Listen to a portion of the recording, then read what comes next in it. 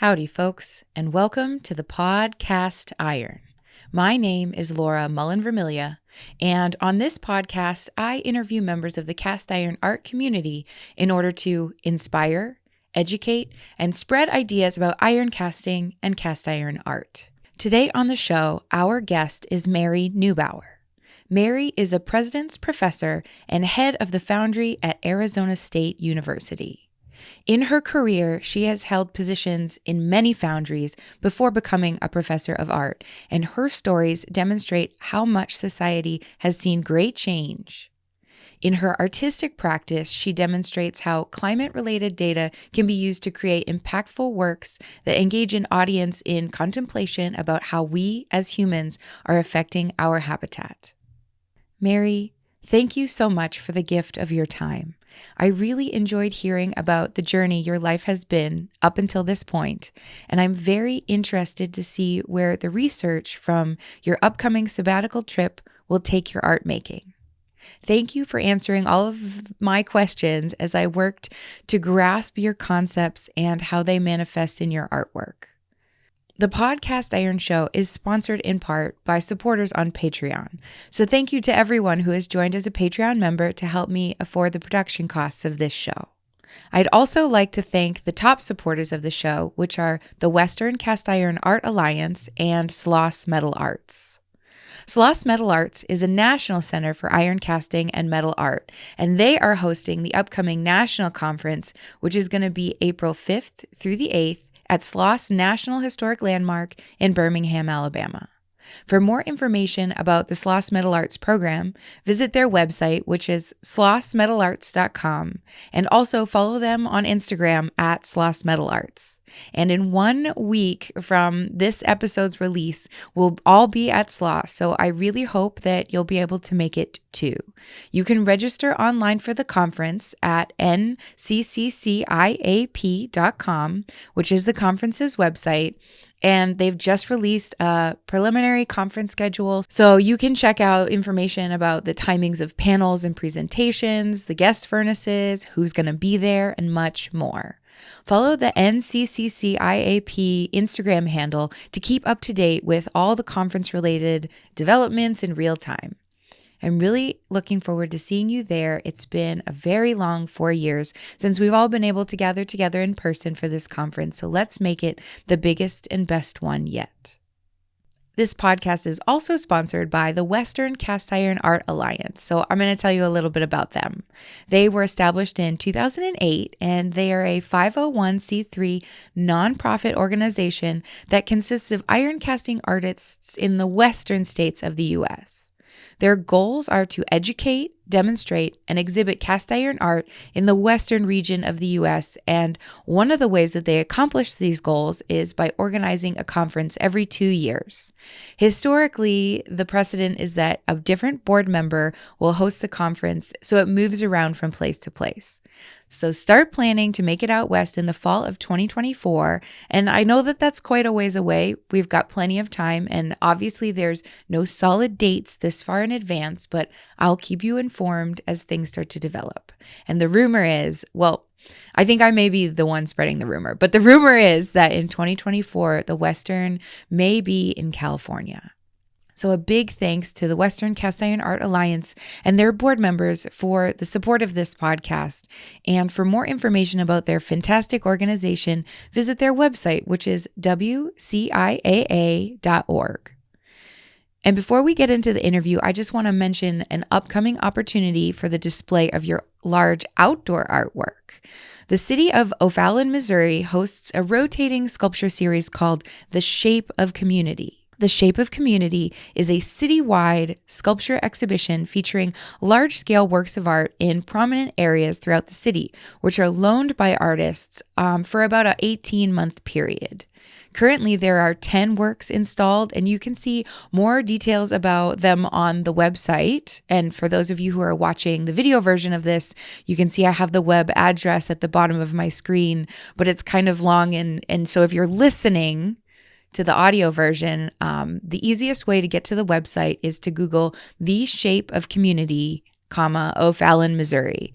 And I myself was on their website earlier today the cast iron art community is very well represented in the group of 10 sculptures that are presently installed. One noteworthy sculptor that you may be familiar with is Jeremy Colbert, who is an iron casting metal artist and lecturer of art at the University of Kentucky. His sculpture Heart of Gold is installed in O'Fallon's Sports Park. So presently we're about a year out on the time frame of this call. So they'll be during the submissions for the next round in early March of 2024. So start thinking about what piece from your catalog you want to apply, or even make a new piece for the deadline. You've got plenty of time. And if you have any detailed questions about this opportunity, please contact the Cultural Arts Coordinator, Martin Linson, at mlinson at O'Fallon, Missouri, and that's MLINSON at OFALLON.MO.US. This really is a great outlet for iron casting artists to showcase all the big, heavy metal works that we've been casting. So let's finally get into the interview. Never forget that this episode is brought to you by our top supporters, the Western Cast Iron Art Alliance and Sloss Metal Arts. Thank you so much for tuning in today, and please enjoy. Welcome, Mary Neubauer. Thank you so much for being on the show today. Well, thank you, Laura. Thank you for having me. I'm very excited because I'm excited about every single interview that I do, but for usually different reasons. And one of the reasons that I'm excited is because I don't know really anything about your story at all. And so I'm very excited to hear about it in depth right now. But I want to ask you my traditional very first question of the podcast episode, which is, well, Mary, who the hell are you anyways? I'm the head of the foundry at Arizona State University here in Tempe, Arizona. I'm also a president's professor, which is an award for teaching and gives me some research money. And my work is based around data visualization, so 3D data visualization. And the subject matters that I'm focusing on recently have to do with geophysical phenomena, global warming issues, but also things that are going on in metropolitan areas, like here in the Phoenix metro area. I just had a show called A Moment in Time, where I used a ginormous printer called the Gigante 3D printer, and I modeled CO2 usage for every country in the world, CO2 expenditure from 1980. So using that huge printer, I was able to make prints that were 16 feet tall, 18 feet tall, and all the way down to very, very small. And it shows who's expending carbon, who's putting carbon out in the world. And I've also measured sea ice extent, which is another indicator of global warming as well. So once I model those, then I work from an Excel spreadsheet and look at what could be interesting, where there's periodicity, where there are cycles and fluctuations that tell us about these larger things that are going on in our world. And then I work with coders. Currently, I'm working with Jennifer Weiler, who's part of ASU's Art, Media, and Engineering program, just graduated. And we're working with Jennifer. We're able to get those into 3D forms that can be sent to Rhino or Maya or 3D Studio Max, and then printed out or milled at a large scale. So that's what I that's what I mold or burn out and then cast in metal. And I'm also do a lot of public art, and that work is a little bit different, but as you can tell, I'm interested in math. And so a lot of that work has to do with tilings, tessellations, symmetries, repeating patterns, that kind of thing.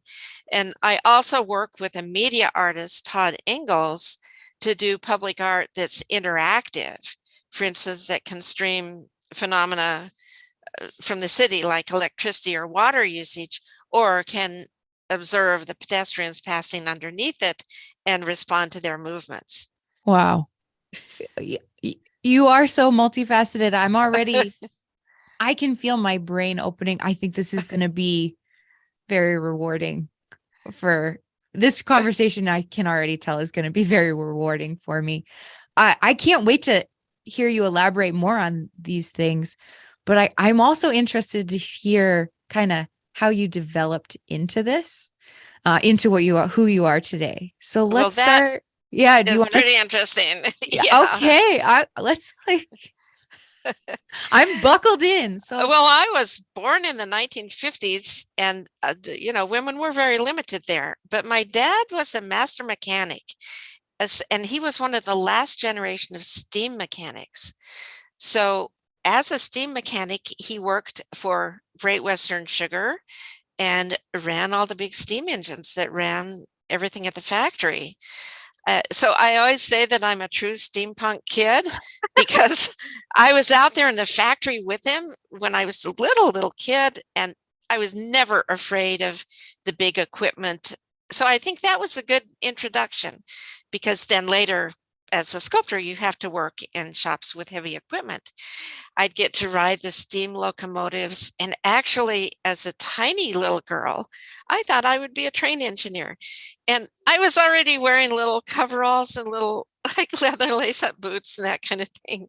But a funny story about being a kid back then is all the kids like to play marbles. okay. But my dad would bring ball bearings. Oh, Steel ball bearings from the factory, and those were called steelies. So I had a lot of steelies, and I kept them in a little pink round suitcase. I remember to this day that suitcase. yeah. And it was so heavy I couldn't carry it. So I had to haul it around in my wagon, and I would win all the marble games. And I always think back, well, even back then, I was pre-kindergarten, I was carrying around heavy things. What a foreshadowing. Yeah. Yeah. So I think that made me not afraid of sculptural things. But my mom noticed by the time I was in kindergarten, she said, well, you were drawing in 2-point perspective, and you drew a picture of your room. And how did you know that? And so I think I always kind of knew I would be an artist. But then when I got to high school, I was going to abandoned quarries and getting alabaster to carve and dragging it. So yeah, that I was kind of a tomboy and wasn't afraid of doing those things. And it sounds like your parents were really supportive of your father bringing you in, introducing you to his work, and then your mother kind of seeing your early. Oh, she's got some art talent. Yeah. Yeah. And so they encouraged it throughout high school for you to. Well, yes and no, because it was the 1950s and 60s. So women were supposed to train as a nurse or a teacher. Those were the options, at least from the part of the country where I came from. And the idea was, well, in case anything happened to your husband, then you could get a job as a nurse or a teacher. And so majoring in art, people would say, oh, that's nice. You can paint at home while your husband goes to work. So it was a funny time. However, when I was 18 years old, my dad bought me an oxyacetylene welding rig. Wow. And he wasn't an easy guy, it was that generation it was the people who had been in World War II, and he had repaired the kamikaze hit boats in the South Pacific, and so he's kind of a tough character. But he then took me out to the factory and put me with the old time welders there, and I learned how to weld. Wow. So the memory I have of that time is a photograph, and I must have been about 18 or 19. It was Christmas time, and all the female cousins were lined up in front of a fireplace, and we were all in our little boat neck dresses of the time, our little 1960s dresses, our A-line dresses. Yeah. Except I was wearing a welding helmet.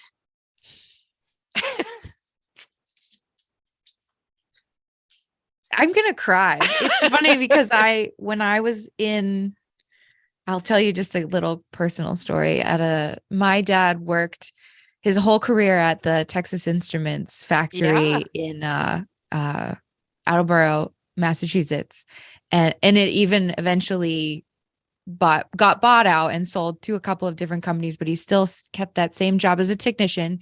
He didn't go to college. He just got a tech degree and then was a technician. And I came home from college and I said, I want a pair of steel toe boots and an auto darkening welding mask for Uh-huh. Christmas. And I'd already been welding a little bit in undergrad, but as a grad student, I really wanted that auto You needed darkening. that. And Yeah. he took me out and got me steel toe boots and the auto darkening welding helmet.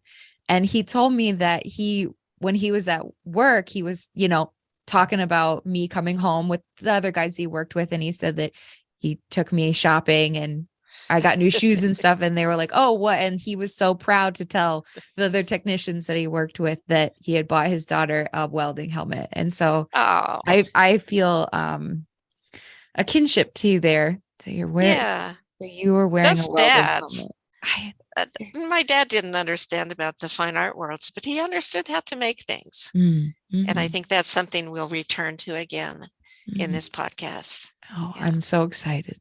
All Yeah. right. So where does this lead us to next? Well, where it leads us is I figured out I read a book. It was Metalsmithing for Craftsmen by Oppie Untracked, and that's a classic book that's still in print. And I figured out how to make investment molds for bronze casting in the basement of my Oh, house. wow. So I made an investment mold of a wax I'd done, and my dad had the connections. He took it to a little industrial foundry, got it cast. And I went to University of Colorado, and they really didn't have foundry there. And by that time, I knew I wanted to do foundry. Hmm. And so I transferred to Colorado State University, and there was a very visionary sculpture teacher there at the time named John Burland.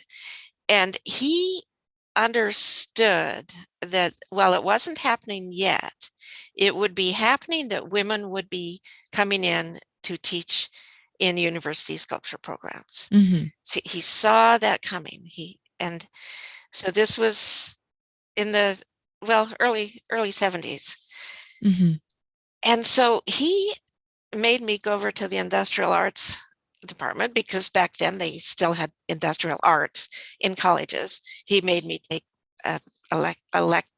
electrical classes, classes in basic electricity, in welding and woodworking, and he said, "I want you to be equipped when you go out on the job market." Wow. And so he had the foresight, just like my dad was a mentor when I was young, he had the foresight to see what was going to happen, what was on the horizon. And he was a very good foundry person, and I learned a lot from John Burland. Hmm. Can I just throw in a question? Are you from Colorado originally? I'm not sure if we covered that. Well, we lived our lives all along Highway 70 and 80 Okay. because my dad, while being a good mechanic, always got in arguments with his managers, and he'd Okay. always go, "Those engineers don't know what they're," and they would transfer it. So Mm, I okay. was born in Montana, lived in Colorado, lived in Ohio, Okay. back to Colorado. They wouldn't let him go because he was so good, but we moved a lot. Okay. All right. So let's get back to college. Okay, well, after I got my degree, women were expected to get married right away After your undergrad. after your undergrad. And Okay. I think people were uncomfortable if you didn't. Hmm. And so it was kind of against my will. I felt pressured into marrying my first husband. Hmm. I moved back into my hometown, and there happened to be an emerging art foundry in that town, which was Loveland, Colorado. And it was just converting from being an industrial foundry to a fine arts foundry. Okay. Being in Colorado, what Hmm. they did was cowboy art. Okay. Yeah. But I went down to that foundry and I said, well, could you cast some things for me? And they were kind of, and I said, well, what if I invest it myself? What if I screw up myself? What if I chase it myself? And they said, you know how to do all that stuff? You're hired. So I was, so immediately after graduating, I walked into this job at this art foundry. Wow. And the guy, Bob Zimmerman, and his wife, Mary, were very, very good foundry people. And he had worked at the GM foundries, the foundries where they can cast a rose in stainless steel perfectly. Wow. He was a brilliant man. And so it was a very good training period. And of course, doing Western art, that's very detailed. So you learned how to do little lassos and ropes and all kinds of detailed things. And he again was kind of a mentor, as was his wife, Mary. And I was able to cast my own work in my spare time. So he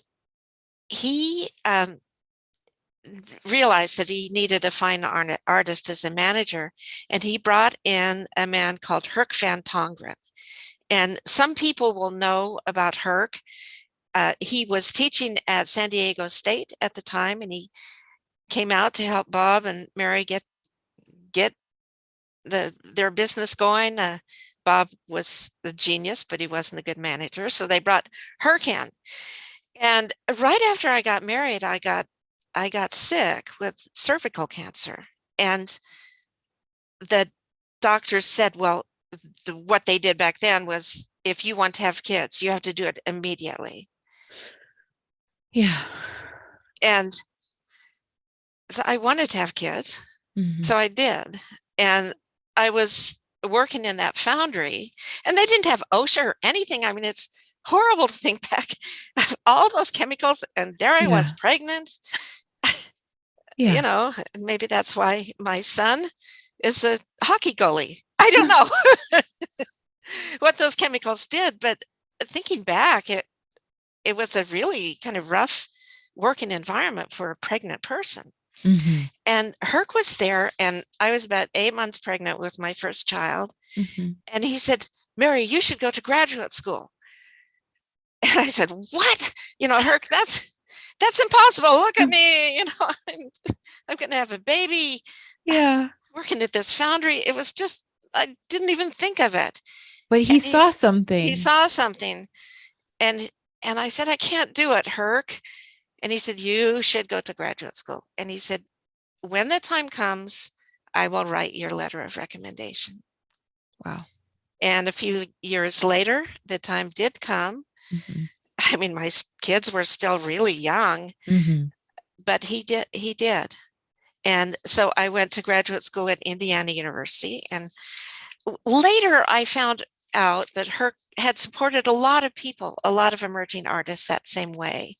I wasn't the only one. He'd helped a lot of young artists, but he died an untimely death. He was only about 45 when he died. Wow. Suddenly died, but had in his lifetime helped a lot of people. And he then moved on to what was then the Johnson Atelier. Okay. Yeah. All right. So then that's a name that I recognize for sure. Yeah. And it's now the Digital Atelier. And Herc went on to manage that foundry. Well, then I was at graduate school, and the teacher there just really didn't believe that women should be in the foundry. And he really didn't think I should be in graduate school because I had a 1-year-old and a 3-year-old. And it was, and I think the sad thing, the most bothersome thing was that the other women in the program, it was the beginning of feminism, and they believed that you could not be a sculptor and be married or have children. And they were mean to me.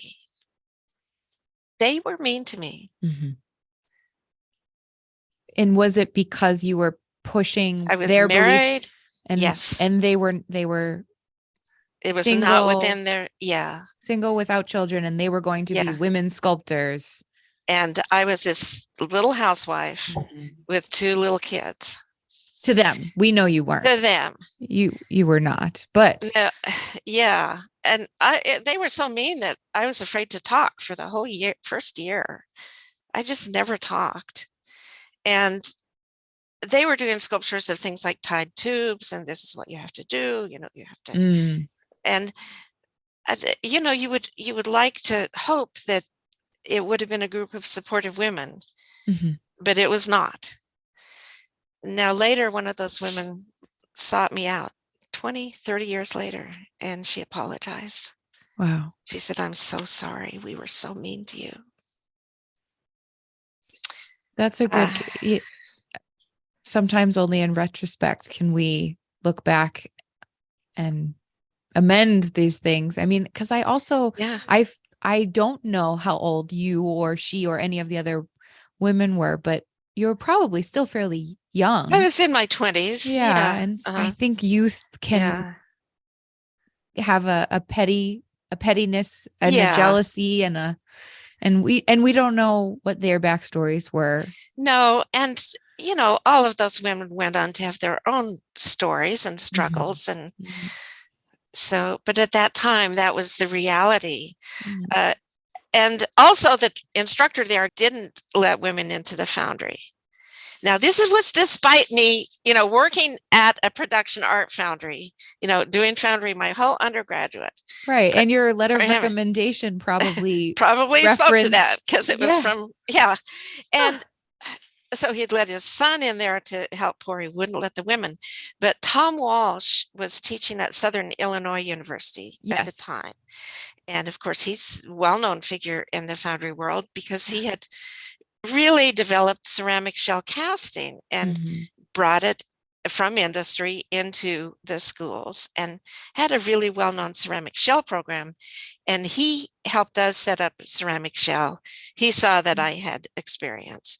And so he said, well, Mary's going to be a TA to help us set up shell.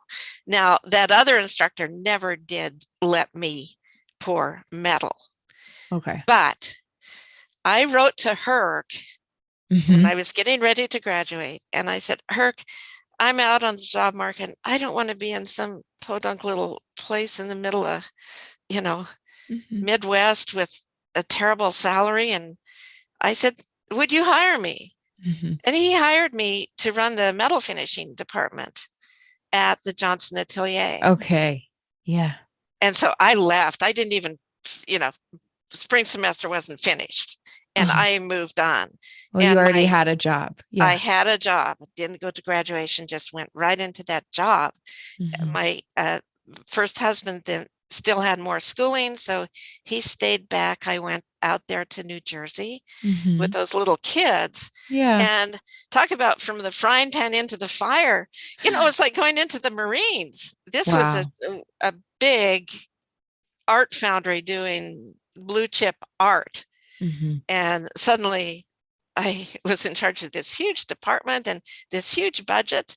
And so that was a real transition. And I would say the education I got there was what credentialed me to get my next professorship. Oh, right. Yeah. And I would recommend that if you want to go into foundry, that you work in a production foundry for a while. And you'll learn more than you will at graduate seminars and that kind of thing. It was a business. Everything was under budget. It was under deadline. But it was so exciting because it was right outside of New York. There were all these artists coming in and out.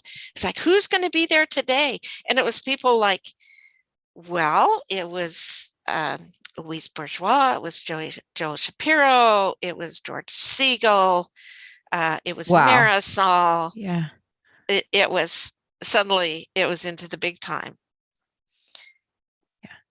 And now I still struggled, and I struggled with my self-confidence, and every lunch hour I'd be in my work clothes and I'd go out and walk around the building and cry into my dust mask. And of course, the dust mask absorbed the tears, so nobody knew. Yeah. But then I would just buck up my courage and go back in there. Yeah. Well, I Yeah. think that also it's like I don't know if this is trite for me to say, but we can acknowledge that it's okay to cry.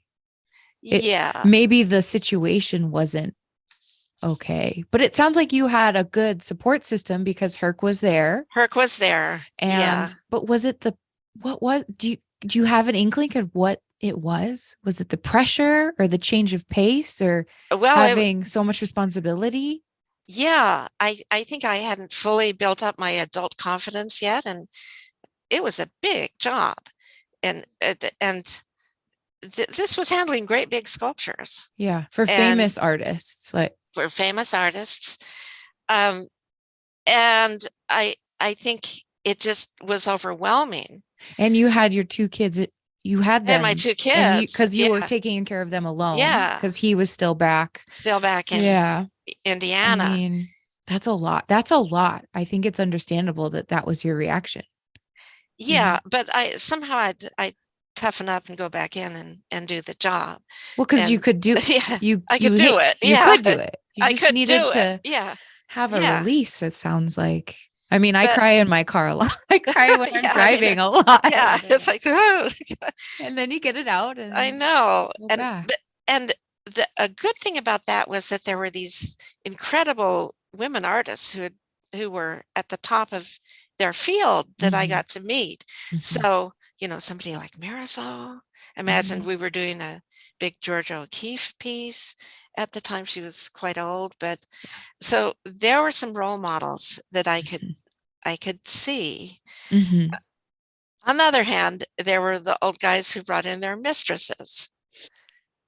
Oh, wow. Well, Okay. you know that story. The old guy says, "Oh, I think you've got talent. I will nurture it." Oh, But they brought them in to they be brought them workers. well, not to be workers at the atelier, but to Okay. be their. Assistants, sort of? No, they were being the wise old sculptor nurturing. It was like Rodin and Camille Claudel, you know. Okay. All right. And these mistresses were beautiful. Of course. They Yeah. were beautiful, and they had beautiful clothes. Yeah. And they had beautiful long hair, Mhm. and they were my age. And I was in Purda. I was dust mask, face shield, coveralls, hard hat. Yeah. And I was kind of jealous of that. You know, their life seemed so much easier, but I could never have been a mistress. It just Mhm. wasn't in my character. Yeah, absolutely. And Uh, also, do we now though, their lives probably weren't better. I think it protected me. I think it protected me from what could have been Mhm. predation. The Like fact that I seeing. was a mom, Yeah. Mhm. yeah, it protected me. Mhm. But I didn't realize it at the time. I just saw that I I looked like hell. I looked terrible In comparison, in comparison to these beautiful women yeah. who were my same age, who had these loving teachers who were nurturing them and mentoring them. Mhm. Mhm.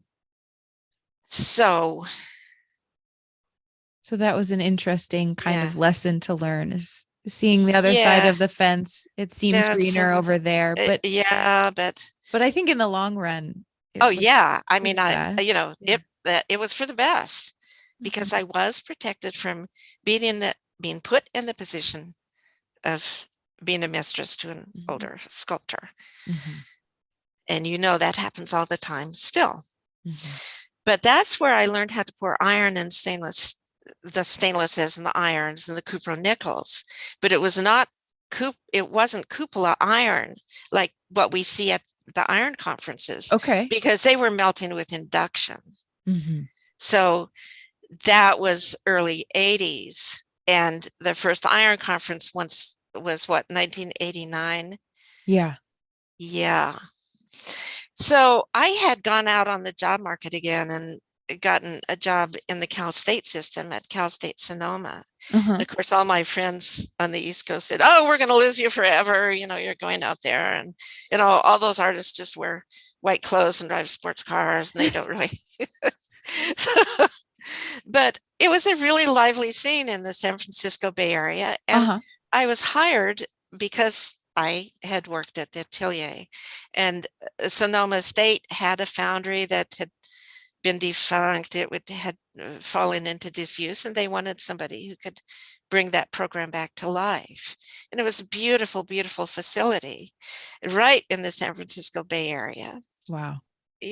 and I think a better life for my kids who were in grade school by then. Yeah. And so I was there for 25 years. Yeah. Wow. Running that foundry. Bringing it Bringing it back up. up. Yeah. And so in 1989 was the first of the iron conferences, I believe, at Sloss. I think so. And that was Tom Geip, and it And was some Wayne. people who were, and Wayne, and others who are no longer with us. But I was so inspired by that. And I remember wanting to build a cupola. And at that time, there weren't too many women teaching in foundry programs, but Carolyn Ottmers was there, and she was at the School of the Art Institute of Chicago, and she was very inspiring. And I got some plans from her.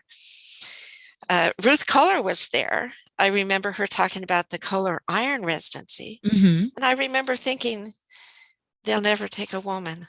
They'll never take a woman. It's another time I cried.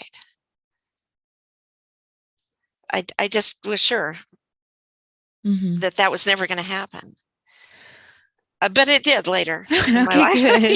Yeah. I was going to tell you just a small anecdote. I once had an ex-boyfriend who was also kind of at the time in the foundry world, and I was getting into iron casting in grad school, and he told me, well, you'll never be able to get a job at a foundry because you'll be too distracting to the other workers. Yeah. And that I still, every once in a while, and now it doesn't matter. It's water under the bridge, but that was still in, was really still. That was in 2010, the 2010s, 2010, 2011. Yeah. And I remember him believing him. Oh, yeah. I mean, and that's kind of the way it was. And I remember when I interviewed at Sonoma State, when I first went out there, they asked me a question that I knew was meant to disqualify me. And they said, well, you can do all this stuff, but can you pour iron? And I know they were saying that because, she can't pour iron, we can't hire her. But I could pour iron. So you said, yes. Yes. I can. I can. And I said, do you think you want iron here? And they didn't know anything about casting. It was just like, how macho are you? We're going to disqualify you with this question. Or at least that's the way I read it. Can you cast iron? And every interview I've been on since that, even for my interview here at Arizona, and that was 95. It was, well, but can you cast iron? Yeah. Yes, you can. Yeah. And I said, well, I built this cupola and so I can bring it out. Yeah. So you get your first plans from Carolyn Ottmers and built it out in Sonoma. And I remember being on the phone with her and saying, how high should the coke level be? And, how long do I have to burn in? And she coached me long distance. I mean, there were no cell phones back there, through that first iron pour. And it was really fun. Wow. Yeah. So I kind of thought of that cupola as my gift to that university. But then after I left, they never used it. And I eventually went out to California and got it back. So I still have it. Good. Yeah. But what made me move Sonoma State, I mean, it was beautiful, and it was a really fun time to be in California, and so much going on art-wise, and a lot of kind of art subcultures out there with a lot of ethnic diversity and different focuses. And it was a much more fluid art situation than on the East Coast, where everything was pretty much institutionalized the way it was, so that there were a lot of artist groups working on alternate things or particular focuses. I remember organizing a big conference out there and bringing in a group of, well, there was the Asian Art Association, the American Indian Art Association, the South of Market people, the mainstream gallery people, the tech people who were affiliated with Silicon Valley. So Okay. there was a lot of ferment going on. Uh-huh. But in the end, working at a small liberal arts school, I did what I could. I became chairman there and established a BFA program. But I needed to be back at a big university. Mm-hmm. And it's hard, because by then I was a full professor and there aren't too many of those jobs out. But I'd gone on a Fulbright to England, and I started again realizing, oh, wait, there's a larger world, and I could finish out my career here at this small school and go out to the beach and go to the wineries. I mean, Yeah. Sonoma County. But as a writer acquaintance of mine said, there's a danger of the redwood branches growing across your eyes. Wow. And interestingly, another person, it's interesting how these people come into your life, but it was Steve Daly who said, Mary, you have to get out of this small place and you have to go to a big university. And he would bug me every time I saw him. He would bug me. He said, get out of there, go to a big school. I remember sitting down in Birmingham, one of those Sloss furnaces, and go to a great big research university. That's where you need to be. And I finally did. So that was part of it, was having Steve Daly. Yeah. And now he's saying, well, Mary, you should retire. And I kind of don't want to, because I love teaching, but yeah, but it might anyway, be the next, step in your research. I mean, I would have more time. not that I'm on his side or anything. I'm just trying to be diplomatic, I guess. But yeah. Yeah. And I still love sitting around with students and talking about art. I mean, what could be better than that discourse? Right. Yeah. So I think it's the discourse that also keeps me here. Mm-hmm. But we've really developed a foundry program here. Mm-hmm. Arizona, Phoenix is a huge foundry town. Well, what's the reason? Not too many pollution laws, right? Compared to California. Okay. Yeah.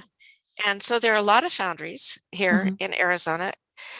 And I found that I'd come to this big, what I thought of at the time was this big, nasty city. I mean, coming from beautiful Sonoma County to this big, nasty, hot city. Yeah. But it really spurred, I think, the next phases of my career. And not only is there support to this day from the foundry community. I mean, there's a huge exotic metals foundry. There's a traditional sand foundry. There are the aerospace foundries. There's Bollinger Atelier, which is right down the road from us and is one of the top blue chip art foundries, where now I can send my students. And so I got a lot of material support and wisdom, and so I've been able to grow the foundry program here. Yeah, it sounds like there's quite a community. So there are there industrial, because it sounds like there's art foundries and then also industrial. Wow. And then foundries that do ornamental work, like doorknobs or car parts, or it's great. Everything is here. Everything is here in terms of foundry. I mean, it sounds like have a great resource to have that much distilled in that area. Yeah. And for instance, during COVID, the schools closed down. Yeah. But the foundries are deemed an essential industry. They stayed open. I was trying to teach foundry over Zoom.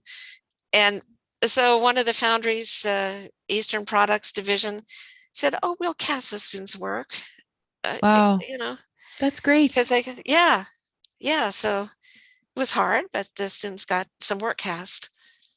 and they give us scrap metal. We have Intel right down the road. They've been giving us huge donations of copper because they grow their chips on copper targets. So we get this pure copper. It's Copper State. They're the copper mining companies. A lot of machine shops. So we get machinable aluminum, and we get brass, and so it was really truly the right step. Now, the Yeah. year that I interviewed here, I also interviewed at the University of Iowa for the foundry position. Now, Oh. you know who No, I who had that? don't. You have That to was tell. Julius Schmidt's Oh, position. okay. See, I didn't know that. So Yeah. after he was at Cranbrook, then he went He to went the, to the University of Iowa in okay. Iowa City. Okay. Because And there are some of this story of this movement that I'm still piecing together, partially yeah, because I'm the age that I am. right. I came in, and also partially because I was concentrated in Southeast. So Yeah. excuse me for not knowing, but I'm glad Yeah. that I'm hearing it from you. So He was at University of Iowa for many years, and he had been at Cranbrook, and of course there's that whole generational, he had taught Steve Daly, he had taught Beasley, and all of these people who went out into the world. And then that was when the first sculpture, what's now the ISC, the first sculpture conferences were okay. occurring, and they were occurring at University of Kansas. Okay. So I can send you, I have a whole history of it that I wrote. So I would love I can to. send you that book. Yes, Yeah. I would love that. So you So, applied for that position to fill. and I went out as a finalist, Mm-hmm. but the first of all, I wasn't sure whether I wanted to go back to the Midwest. Mm-hmm. Um, Second of all, they wouldn't show me the foundry. I said, if I'm interviewing for this position, I need to see what you have. Mm-hmm. Well, they had somebody who was a more conceptual person as a chair, and they had stripped Julius's foundry down to the pipe stubs. I finally Okay. got in after a 3-day interview, Yeah. and so they wanted somebody to rebuild it. Like the new administration. Yeah, Okay.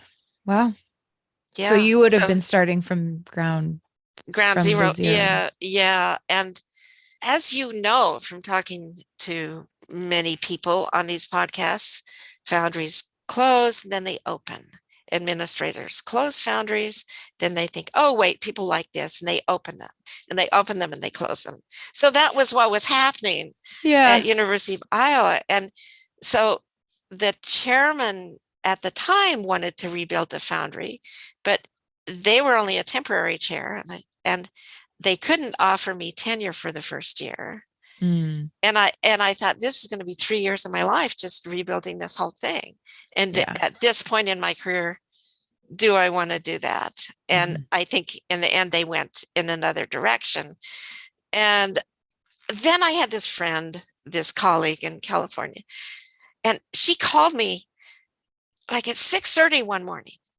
And I had told her, well, there's this other job out in Arizona, and it was an affirmative action job. Why was it affirmative action? They needed more women at that time. There were only 2 or 3 women in studio. Mm-hmm. And I said, there's this affirmative action hire out in Arizona. Mm-hmm. And we talked about it a little bit. She called me at 6:30 in the morning. She said, Mary, if they offer you that job, you should go. And she said, I hate Phoenix. I hate it. And she said, but I think you would like it. It would be okay for you, not for Yeah, me. not for You'll me, be, but I think you'd like it. you'll love it. And not 60 minutes after they called and said, would you come out and interview? And I think I would have turned him down. But If my she friend had just hadn't, called. If oh, she hadn't called and said, oh, I think you should take it. huh. And so I came out and realized it was the right fit. Good. All these Yeah. funny coincidences. Yeah. And one reason it's the right fit, it's a big research university that welcomes artists and scientists working together. And you know how Mm-hmm. at some universities, it's people are so much towered in their own Yeah. disciplines. Yeah. And it was not the case down in Arizona. Yeah. So glad It was the right fit. it was the right fit. And you liked it. And you, And I liked it. And the facilities weren't as good, and but it didn't matter because yeah. there was this research milieu and all these brainiacs and all these different disciplines, and that you had accessibility to picking their brains and bringing Yeah. in, yeah. So that's why I'm still here. And we built several. I said I knew how to pour iron. So second year I was here, I built our first cupola, and we built many.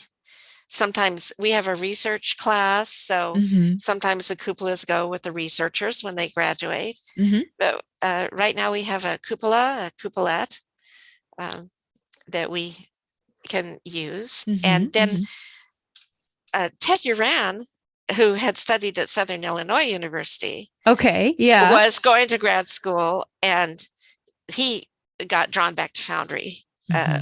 And so he's now teaching at Scottsdale Community College and Mm-hmm. has for years. So we conduct iron pours together. And so his iron pours are around Halloween, mine are around Easter. So Okay. we have A balanced the balance, calendar. kind of pagan religious weirdo. Yeah. Yeah. We have poured iron on Easter. I love that. And we do also have something we call Church of Foundry, which instead of going to church or anything like that on Sunday, we pour metal Yeah. at Church of Foundry. That's my speed. That's totally. Yeah, Church of Foundry. Yeah. I love that. I'm so blown away. Everything. Thank you so much. This is making my day. Your story is just, I'm amazed. Every single twist and turn. Okay. So where are, Well, all right, I mean, so there are these weirdo coincidences. And why did I go down to Arizona? And when I moved from California, they said, well, don't go to ASU. That's a party school. But it's not. I mean, it's a big research school.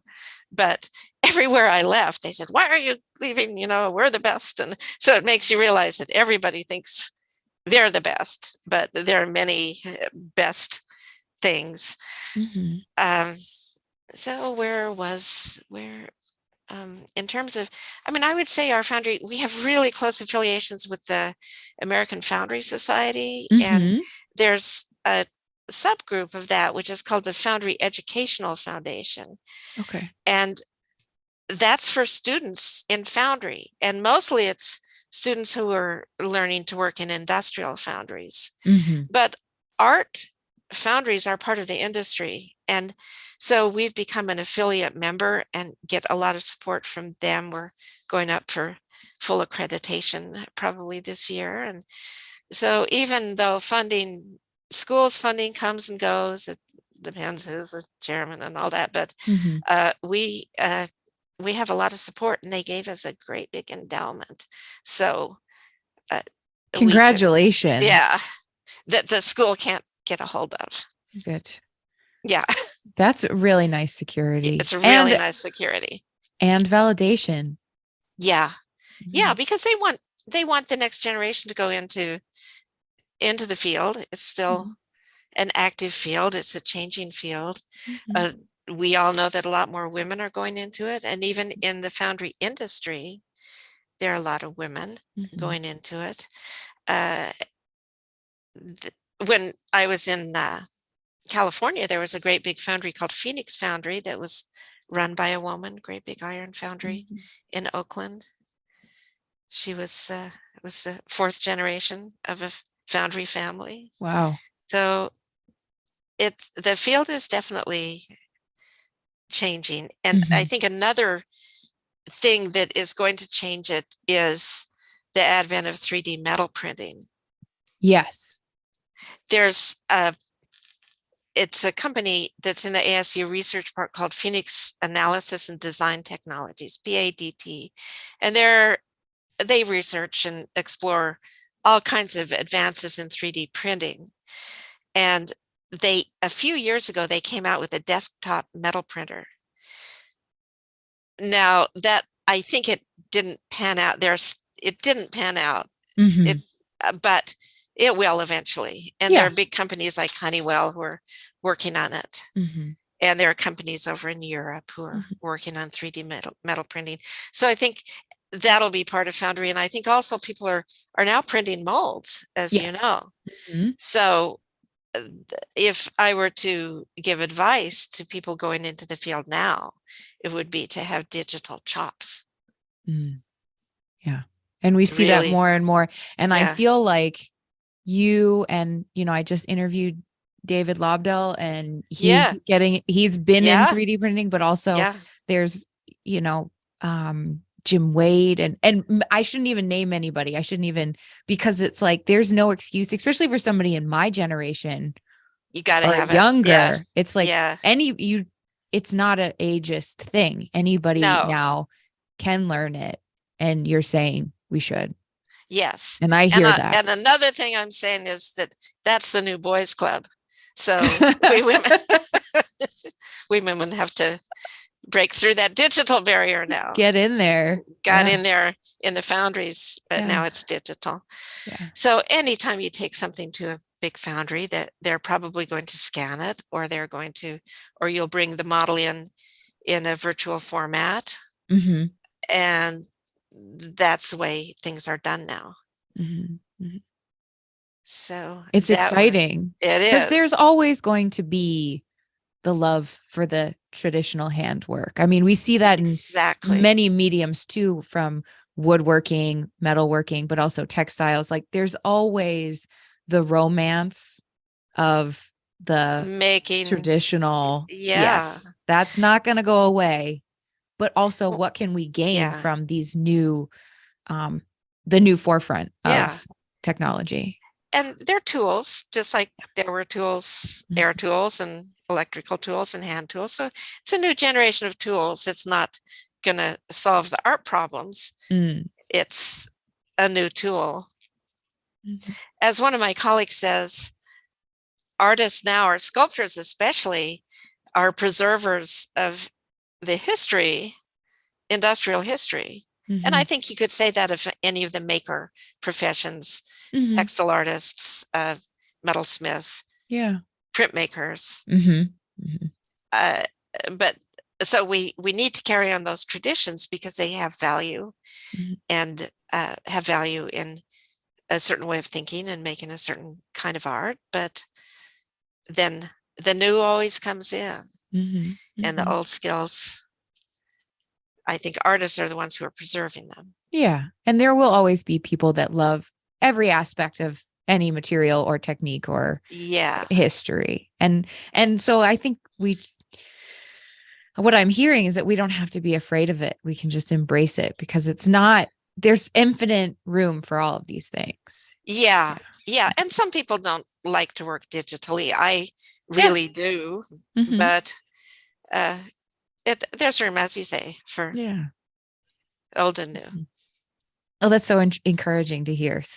So let's see. So do we want to keep talking about how you were developing the Foundry program, or do you want to, so Well, now, like, because yeah. I don't want to miss anything important though. So if we need to circle back at anything or, What just a little bit more that I want to add okay. here, Yeah. and then we can talk about what's hot on the horizon. Okay. But in my case, it's what's cold.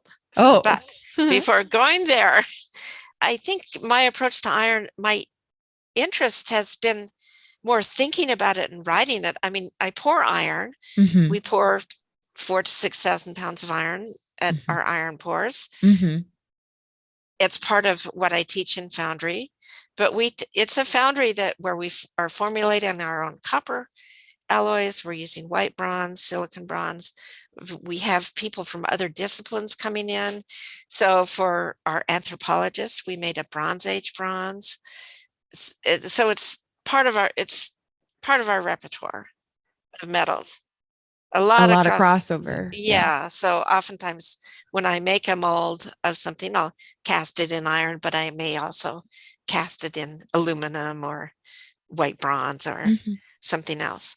So my interest, I'm still a metalhead, but Yeah. I do have this historical and academic interest in the movement and have written about it. So I did publish some of this book or booklet called Iron is the Earth, Hmm. which is the history of metal casting up to, I think I finished writing about it in about the year 2000 when there was that big conference in New Jersey, Okay.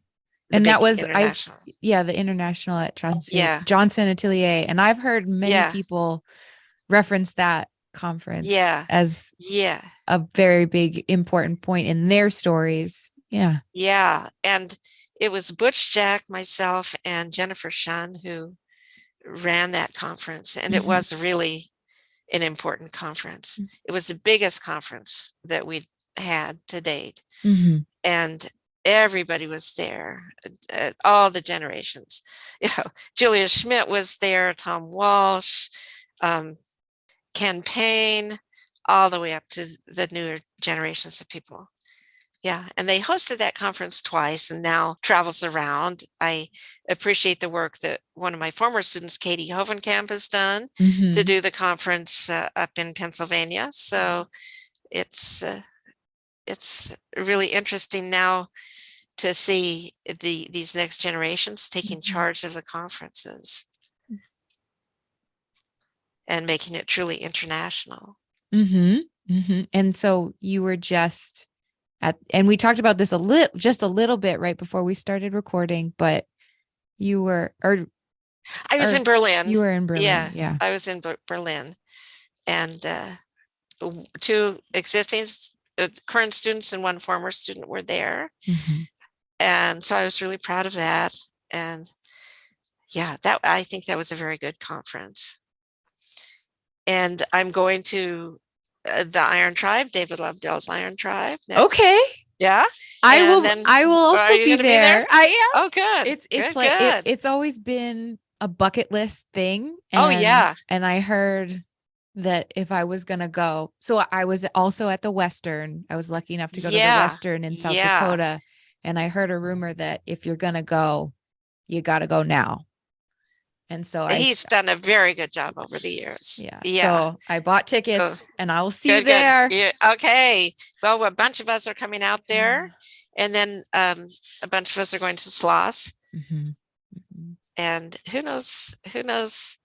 I'm not sure when the Western is meeting again, but I heard a rumor that it may be hosted by Tom Fox out in oh, California. oh, very good. I think Very that good. that was well, Yeah. I think that it's every 2 years. Now the Yeah. pandemic kind of put a wrench in that Yeah. schedule, It did. understandably, but Yeah.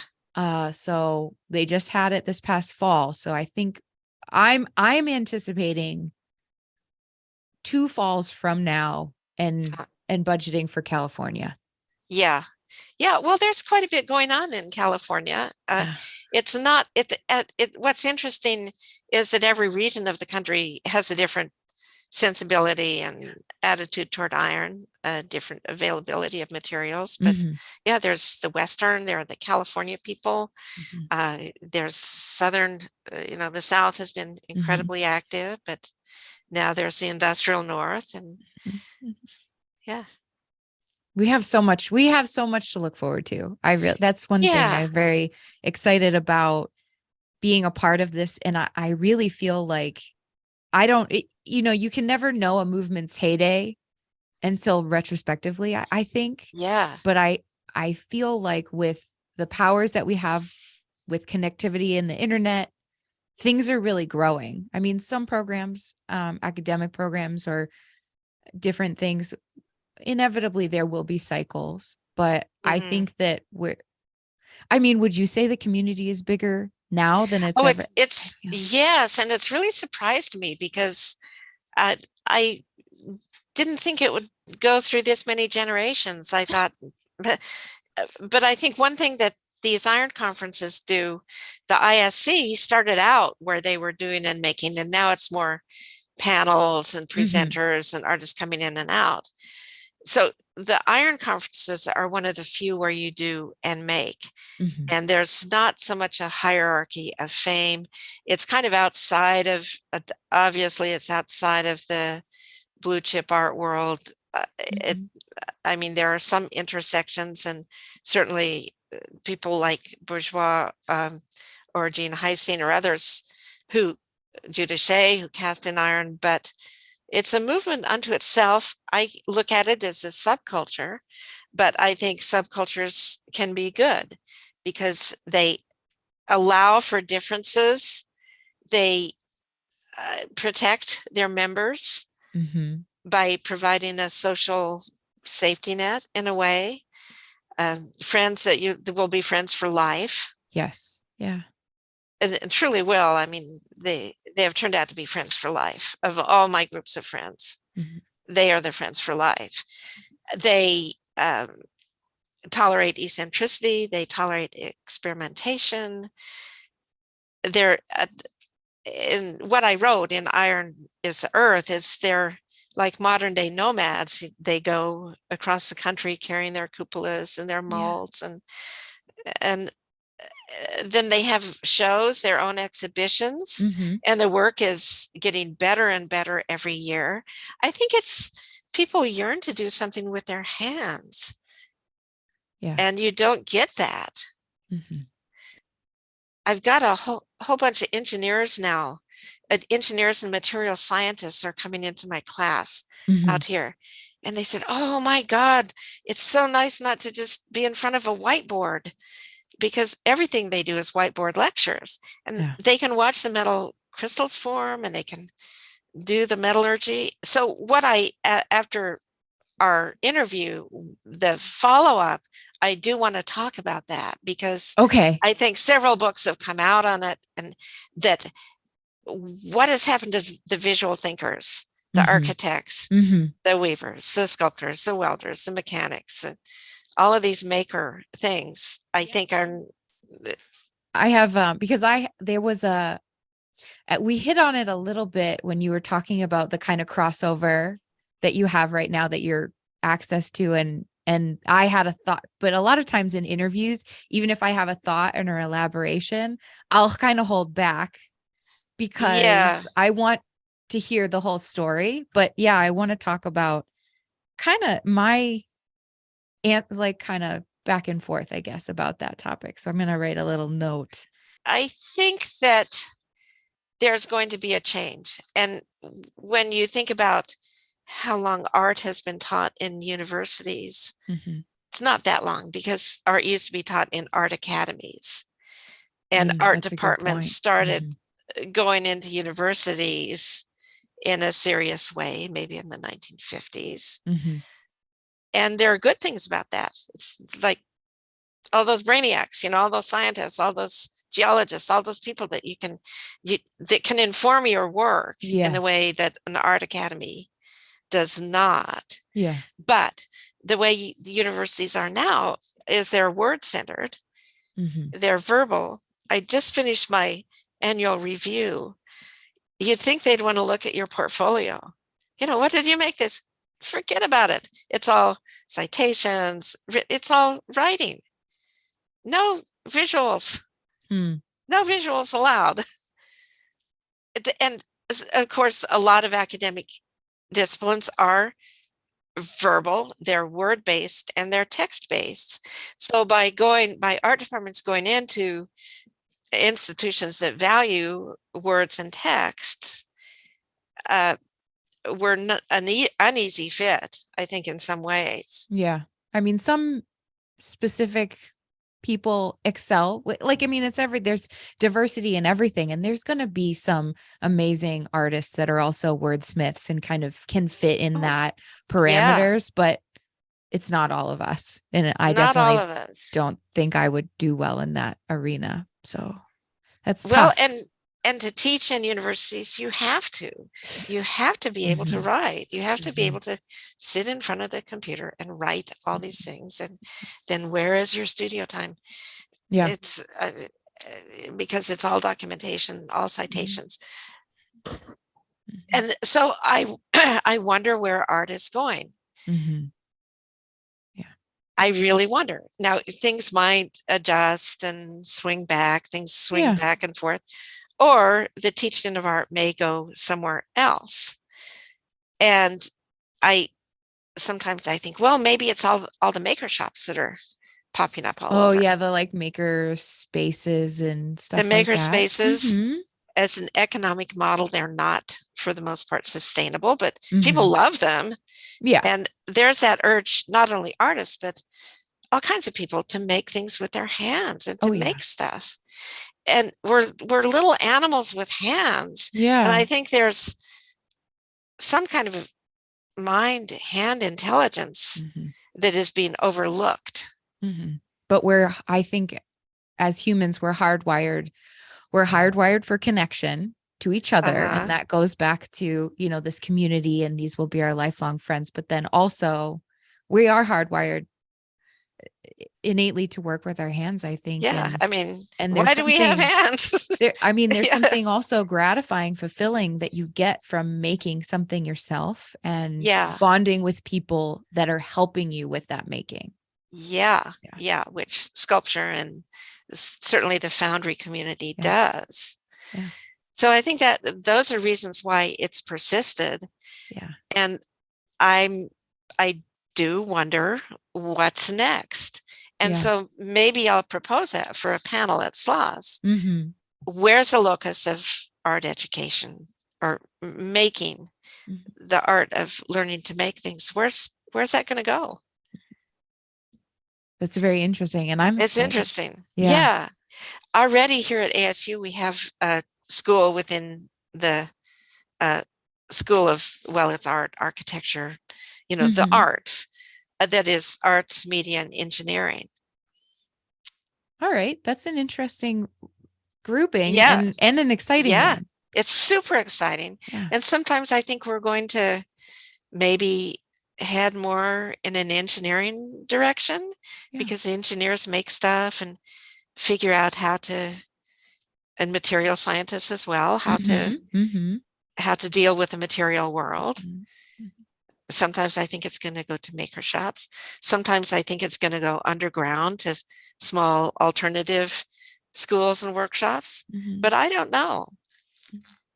Or I, some combination yeah, of multiple things, but it's yeah, definitely not going away. Yeah. no. And so I wrote down the names of a couple books that I just ran across. So Oh, I'm yes, I'd love to hear going those. to Yeah. see if I can find them. That I think they're art historians. So here they are. There are art historians now thinking about this. So one book that just came out is by Temple Grandin. And you will know her as a writer because she writes about animals and how animals think. And she was born autistic, but talks about how she thinks in images, not words. Mm-hmm. And so this book is called Visual Thinking. Mm-hmm. And she talks about the need for more visual thinkers now. And that, at least in America, that's not, people look down on that. It's looked down as the trades or Yeah. the, Blue collar. blue Mm-hmm. collar. And in some other countries, it's not, and it's still valued. And so we need more people who know how to make things. Mm-hmm. Tom Bollinger, who runs the Bollinger Atelier, takes on great, huge commissions. And he says it's not the individual artist anymore, it's these teams. And they know how to do really beautiful computer design. So they're winning all these art commissions with incredibly beautiful computer renderings. But then when it gets to the foundry, it's like they have no idea. Oh, there has to be an infrastructure here. Yeah. This is not going to stand up. Yeah. So that some of those proposals that are just designed with beautiful computer renderings Mm-hmm. can't hold up in the real world. Mm-hmm. And then there's another Greg Brockman who runs Magnum, which is a huge public art outputter here in town. Same thing, that people come in with these wonderful ideas that win the commissions. Yeah. The presentations are pretty slick, but then they run into budget overruns. Yeah. What's going to rust? What's going to hold together? What colors are going to last outside in the Arizona sun? All of these things that we need practical thinkers on board. Yeah. So that's one book. And then the other book was reviewed in the New York Review of Books recently. And so I just got it. I haven't started reading it. Okay. It's by Pamela Smith. And it is called From Lived Experience to the Written Word, Reconstructing Practical Knowledge in the Early Modern World. And so she realizes that there's all this knowledge about crafts and practices that have been lost. You can look at them in Diderot's Encyclopedia and other old tracts, and she's done that. And so she's unearthed all these wonderful techniques for dealing with materials, particularly as they relate to the decorative arts and crafts that would be lost, just things scratched out on index cards and forgotten about, or all the way back to ancient times. All the way back. It sounds like I'm interested in seeing how much of it sounds like an amazing resource. Yeah. And so I think that there are some thinkers and writers who are starting to wonder, maybe have we gone too far in this one direction? And do we need to uncover this old practical knowledge? And can it still serve us? Yeah. I looked in her book the other day. I was thinking, I wonder if they have anything about pewter. And sure enough, I learned something new about casting pewter. Great. It was from medieval times, that she had documented. That sounds wonderful. Yeah. Very promising. Yeah. So I think there's a sea change. And I think if I want to talk about anything right now, it would be that. And I think the cast iron art movement ties in with that. I mean, it really exemplifies it. People love it. It's exciting. It's sustaining. Yeah. And immersive, because if you're willing to put in the hand labor and play nice with others, you get right in there. It draws you in. Yeah. You build the machines to melt the metal, to make the art. It's, as somebody remarked, it's both primary and secondary processes. So it's a huge education. It's not just an art education, but it's an education in science and ongoing. Ongoing. Someone will have a little trick or a tip that then you go to the iron pourer and you see, that's how you set up your blower, or that's how you set up your and it may change the way a person who's been casting for years or building furnaces for years, it may tweak their and then that's very exciting. Yeah. And I think this new generation of art iron casters has made a lot of advances. And those old big cupolas that were at the start of the iron movement are now much smaller and much more efficient and much more accurate. Yeah. Well, let's see. So we're at the point. You said you had something cold on the horizon? Yeah. The question was, what's hot on the horizon? Yeah. And for me, it's what's cold on the horizon, because I'm always interested in going to remote sites to get data for my art. And some years ago, I went on the Arctic Circle expedition. And so I'm going back to the far Arctic next year while on sabbatical to get more data about climate change. So it's going to be very cold. Yeah. And we'll be going on zodiacs and going to the ice packs and meeting hopefully not polar bears, but other animals. And So what is that going to look like? Because I don't know anything about this. Well, it's an expeditionary residency. So you can go to the arcticcircle.org and read about it. Okay. And the individual who runs it kind of curates the people who will be on these expeditions. And it's not only visual artists, but writers, musicians, composers, science thinkers. So the data that you are going to be collecting, what form is that going to be in? It'll probably be raw data, numbers. goodness. Okay. From like readings from The equipment ship readings from the Uh-huh. ship, or temperature readings, or wind speed readings. And I'll take whatever numbers people have. Yeah. Yeah. Yeah. And then do Yeah. you already kind of know how that's going to manifest in your body of work, or is it No. completely unknown and No, exciting? it'll be completely unknown. It'll depend on what data is available to me. Well, that's so fantastic and exciting. Yeah. Well, I will see you before then, probably Yeah. twice, but Yeah. when you do go, good luck. And I hope you have a very rewarding time. Yeah. Yeah. I hope I don't fall in. Oh, you won't. They won't. Yeah. They'll tie a rope around you or something. Yeah, they'll do something. Yeah. Yeah. That's so exciting. Well, congratulations on that and the sabbatical and everything. Yeah. Yeah. So that's cold on the horizon. Let's see. So I wanted to kind of pick your brain a little bit about how. So you talked about the body of work that you just had in the exhibition. Yeah. And you were making, and that was now almost an hour ago or maybe over an hour ago. We and started out. Yeah, we were still just getting to know each other. So, can we circle back to that and just give me a little bit more detail on, so you were 3D printing the data in physical forms. Yes. And then molding those to cast them. Okay. Or just in the case of CO2. Okay. I just left them as 3D prints. I think it's good too, because just the forms, I mean, and there's been many, many people that I've had on the podcast that are iron casters, but they choose their material based on what's appropriate. And so I think that if it's not important that it be in metal, then it can be in the in the printed medium. Absolutely. Right. Yeah. We're adults. We can say that. Yeah. Yeah. Yeah. And of course, my highest skill level is in metal casting, and I love to work in it and finish metal and patina it. Yeah. But for this particular project, it wasn't needed. Yeah. But then looking at that data from 1980, how much carbon is going into the air, what countries are producing it. The exhibition space was a big raw exhibition space.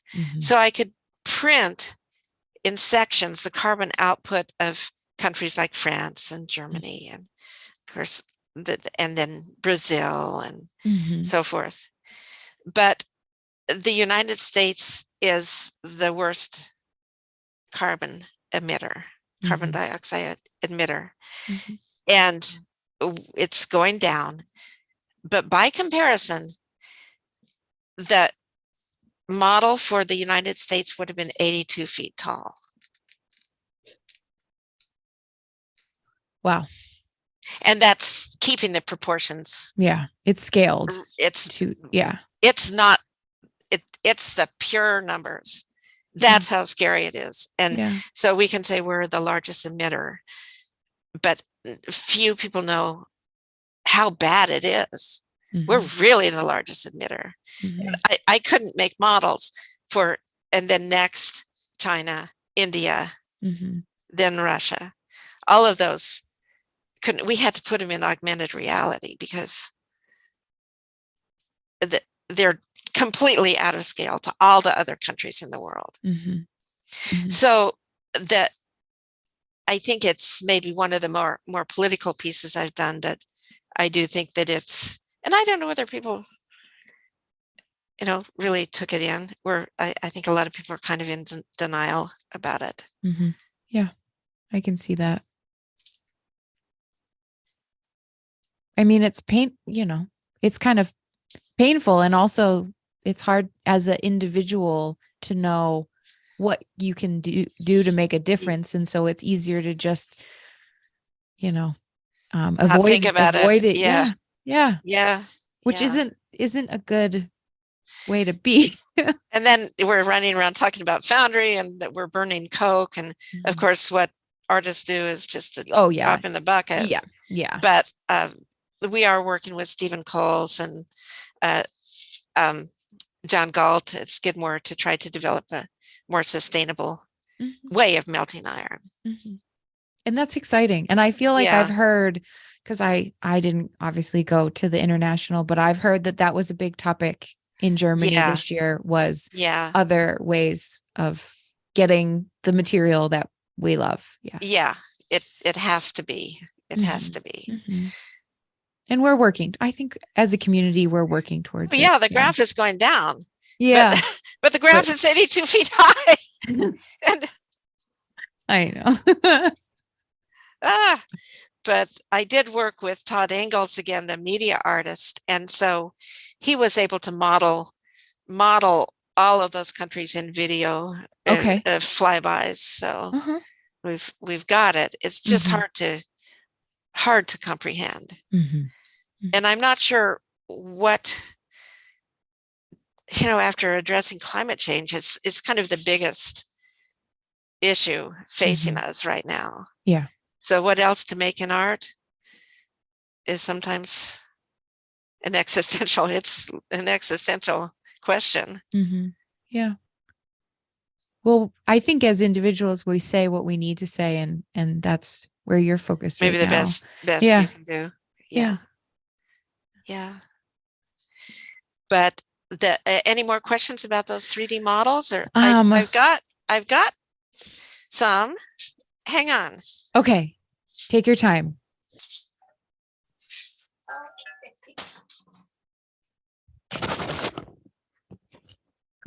All right. These are cast in bronze. This is a model of the polar vortex for the past 10 years. Yeah.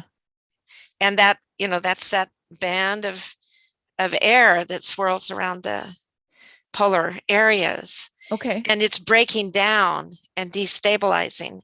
And that's why we're getting those big, scary snowstorms coming down into the continental United States. Is the polar vortex was a wind belt that kind of kept it all up in the North Pole. And now it's getting down. So this, I haven't done at a large scale yet, but I'm a member of the board of the Digital Stone Project in Italy. So I did carve it in marble at a fairly large scale.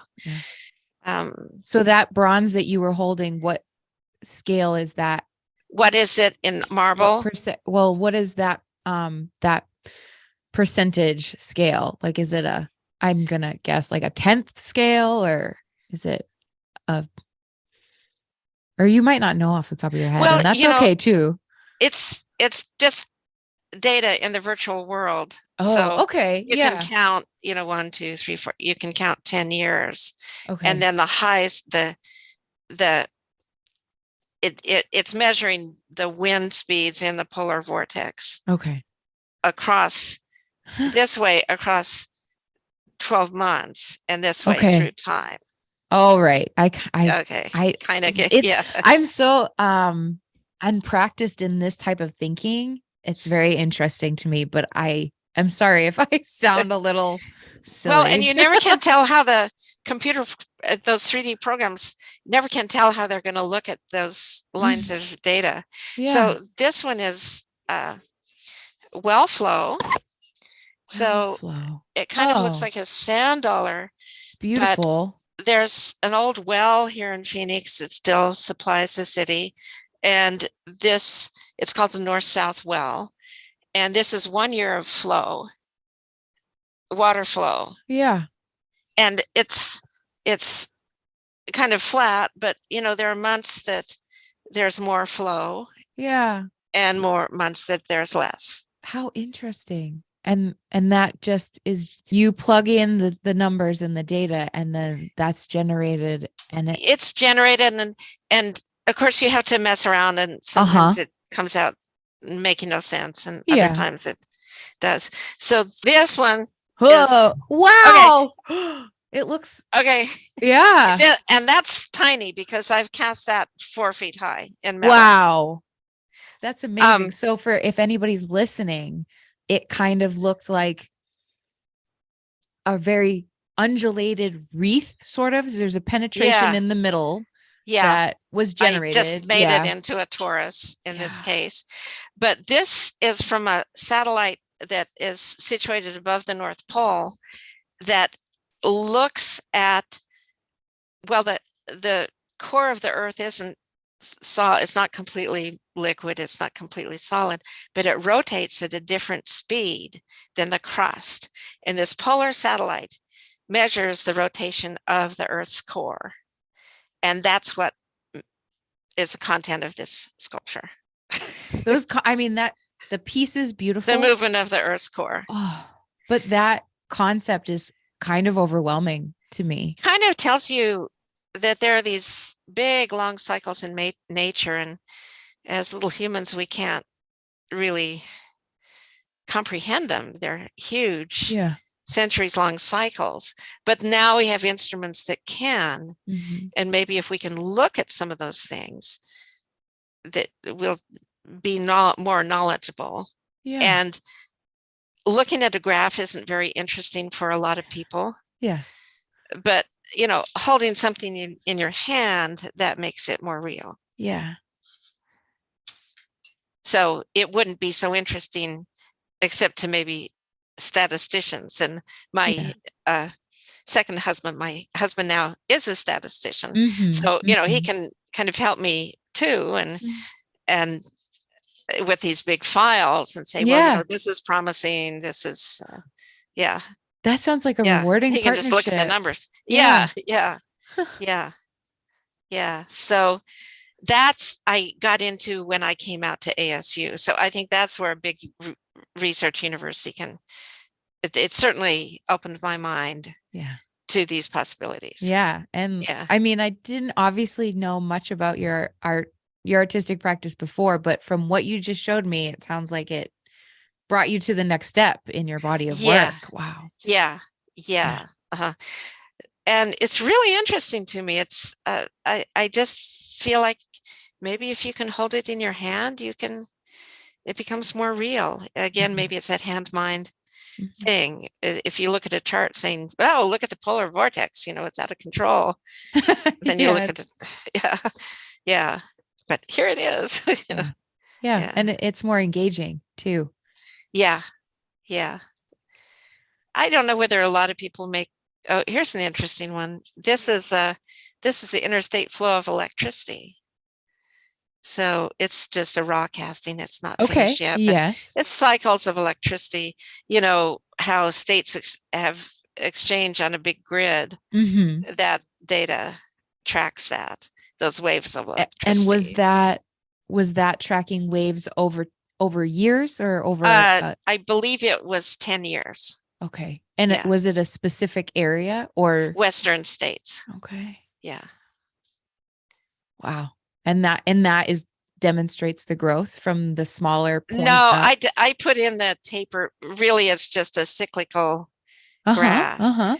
But one time I did do an analysis of corporate data, and I can't say what the company was, but that's fine. A bad CEO came in.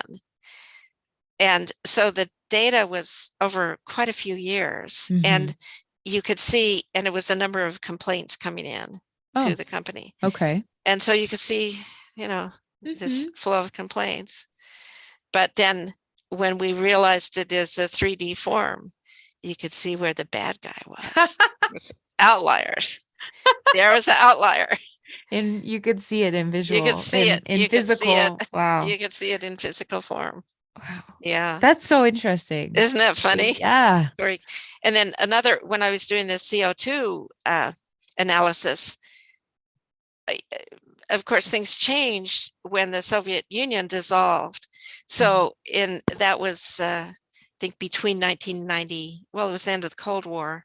So 1991 through 1994, all these countries broke off, and then their energy output all changed. Yeah. So you can see these anomalies, these big changes that you wouldn't think about. Yeah, the Cold War was right there. Yeah. That's very interesting. USSR disappeared, and then there were all these new countries. Yeah. Very interesting. Mm. Well, do you want to give us maybe some advice and then go on over to the after show? Yes, I think my advice was that it's important to learn digital technologies. Yeah, we did cover that. You're right. Yeah. So that is my piece of advice. Yeah. And I think that after show is essentially maybe what we've been talking about is where's the locus of making going to be next. Yeah. Yeah. All right. Well, so do you want to go over to the after show now? Yeah. Sure. Okay. So, Yeah. well, thank you, Mary. Thank you so much for letting me interview you today. I'm excited to go on to the after show to continue this conversation. I've just been blown away this whole time. Like I feel like looking back at this recording and editing the footage, I'm going to see how much, like, has my mouth been open the whole time? Just No, once in a while. Yeah, I don't know. Yeah. Sometimes I was just so amazed by all your stories, but also by the research that you're doing and how it's manifesting in physical form and how you're using iron in a completely kind of different way to talk about your themes and concepts. So Yeah. thanks so much for sharing all of that with us. Again, thank you for having me on, and I look forward to seeing it when it is comes online. Oh yeah, absolutely. I'll let you know. And so to everybody that's listening or watching, thanks so much for tuning in. And we'll see you in the next one or in the after show. Come on over to Patreon, sign up for the after show, and we'll see you there. Okay. Bye. Bye. Thank you so much for tuning in today. This conversation doesn't have to end here. To gain access to the after show where Mary and I continue our discussion, hop on to patreon.com/thepodcastiron. Their Patreon supporters at any level get access to the after show recordings from each episode that has ever been published. So that's right, they don't go away. And at this point, there's quite a bit to catch up on if you're just signing up now, which might be good if you're planning to drive many hours to attend a national conference that may be upcoming, maybe. So if you don't know, the after show is just an extra 15 to 20 minutes, sometimes more, with each show's guest where we relax a little and talk a little more candidly, but share at least one more story behind the privacy of a paywall. So if you like what I'm doing and you want to support this project, then you can show your support for as little as $1 a month. It really will make a difference. And then you get all of the after shows. So it's a win for everyone. Well, to wrap up the public portion of this episode, I was really blown away by Mary's experiences, her skills, and her creative practice. You can kind of tell that I was nervous during this interview because I kept just saying, "Oh, that's so exciting. This is so exciting. That's exciting. Exciting, exciting, exciting." And during the editing process, I was just kind of embarrassed about my lack of variety in vocabulary. But I am eternally appreciative of Mary's kindness and grace as she led me through the details of her art and her life. Mary, thank you for chatting with me and telling me about your passions and your experiences. Your career story demonstrates how you and other women like you pushed gender parameters of our contemporary society and really paved the way for my generation and generations to come. And what you paved for us was the way for us to have open, uncontested access to things like metal casting, welding, and even forklift driving. So hearing how far we've come in a few short decades helps me remember that I should never take it for granted. Thank you. So now thank you to our top supporters for helping me afford the production costs of this show. Thank you to the Western Cast Iron Art Alliance for joining as a top supporter of the show. And I'm so honored and encouraged to have your support. I'm excited to be able to help you get the word out about your events as they develop. And thank you for all of the work that you do in service to the Western region of the U.S. and its cast iron artists. And also thank you, Sloss Metal Arts, for being a top supporter since almost the very beginning. And next week, we'll all be looking forward to heading to Birmingham to visit your site for the national conference this upcoming April 5th through the 8th. And folks, online registration is open, so get your tickets before you show up. So yes, thank you to the Western Cast Iron Art Alliance and Sloss Metal Arts for supporting this podcast, as well as our other individual supporters on Patreon. The funds that they contribute are invaluable to helping me to continue to produce these episodes. But if you don't have it in your budget to support the podcast Iron on Patreon, that's okay. Instead, please share this podcast with someone you think would be interested in listening or watching, and I'll appreciate that just as much. Anything and everything helps. And for that, I say thank you from the bottom of my heart. If you want to get in touch with me, you can email me at thepodcastiron@gmail.com. Thanks again for listening and watching. I'm sending you all my love always, and I can't wait to share the next episode with you. I'll talk to you soon, and have a great day.